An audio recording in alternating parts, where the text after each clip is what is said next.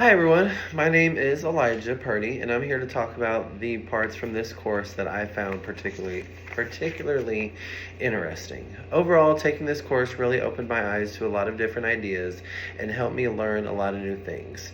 The course really exceeded my expectations when it comes to learning new things and ideas, and I will be eternally grateful for the things that I learned in this course. And am thankful that I will be able to take what I learned and apply them in my career to be successful in the future and throughout everything in my future endeavors. So, out of all of the parts of the books that we read about, I personally found part one to be one of the most interesting parts of the book. It's also the part that I feel I learned the most in, and the part that I feel will help me the most in my career and in the future. But more on that in just a few minutes. So there were many ideas that part one of the book focused on and talked about, but the thing that I liked most about it, what I learned the most from, was its focus on human relationships.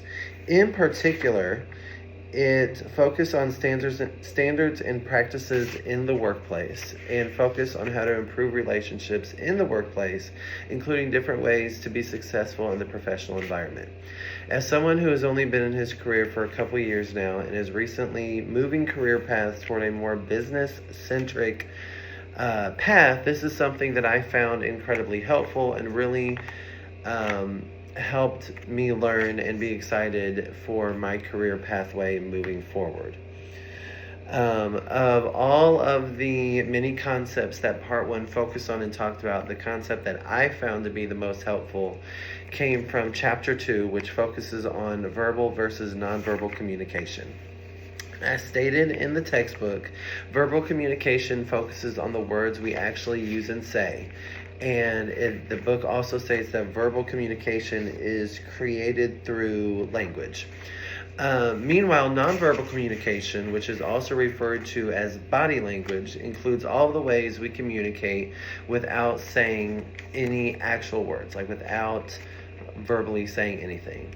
As the book states, a more technical definition for nonverbal communication is any communication other than spoken or written language that creates meaning for someone. So there are, as the book states, many different codes of nonverbal communication. Some of these codes include vocal expression, space, our environment, physical appearance, body movement, facial expressions of behavior, and touch. All these codes of nonverbal communication are important because it can assist in portraying what you are thinking and feeling to your colleagues or whomever else you may be communicating with in the professional work environment. This is something that is very important to be conscious of, as you do not want to display the wrong nonverbal communication. Giving the wrong nonverbal communication in the professional workplace can lead to many unintended consequences, such as not being able to make a deal that you wanted to make, or even something like someone not being able to take you seriously. It's always important to make sure that you are aware of what codes of nonverbal communication you are relaying to people that you are around, not just in the workplace environment. The reason this concept is so meaningful to me is because the focus at its core is on relationships in the workplace. Having positive relationships in the workplace is important for any business and any role you may be in, whether this is a leadership role, a subordinate role, a stakeholder role, etc. No matter what role you may have in a company, any company, you want to try to make sure it's a positive relationship. Just having positive relationships with anyone that you may have around or anyone that you may be around on a consistent basis. A lot of relationships, both professionally and outside of the workplace and professional environment, rely on both verbal and nonverbal communication. I think this is another reason this concept is so meaningful to me, and why I chose this one to discuss.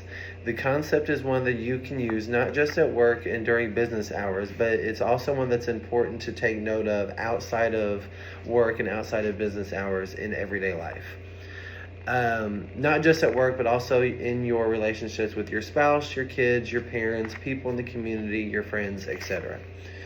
I would also argue that nonverbal communication is more important than verbal communication.